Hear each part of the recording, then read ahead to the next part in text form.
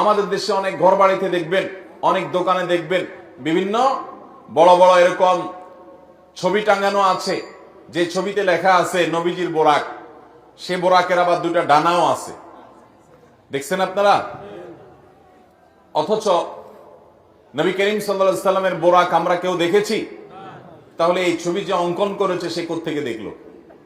বোঝা গেল এটা নবী সাল্লাল্লাহু আলাইহি সাল্লামের বোরাকের নামে প্রতারণা। তার বোরাকের ধরন কেমন ছিল এটা তিনিই জানেন। হাদিসের বিবরণের সাথে বরং এই ছবির কোনো মিল পাওয়া যায় না। এখানে ডানা দেয়া হয়েছে, অথচ নবী সাল্লাল্লাহু আলাইহি সাল্লামের বিবরণ থেকে সেরকম কিছু এখানে যেরকম দেখা হচ্ছে সেরকম কি বোঝা যায় না। অতএব যারা বরকতের জন্য বোরাকের ছবি দোকানে টাঙ্গায় রাখেন, অফিস আদালতে টাঙ্গায় রাখেন, বাসাবাড়িতে টাঙ্গায় রাখেন, তারা এটার কারণে কোনো সওয়াব বা বরকত লাভ করা তো দূরের কথা, উল্টা গুনাহগার হবেন।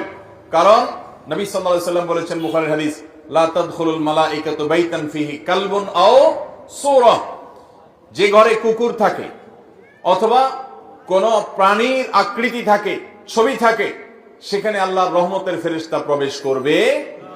বিধায় নবীজির বোরাকের নামে আপনি যে ছবি রাখছেন, এটার মাধ্যমে আপনার ব্যবসা বরকত হবে না, ঘরে বরকত নাজিল হবে না, বরং আল্লাহর বরকত এবং রহমত আসার দুয়ার বন্ধ হয়ে যাবে।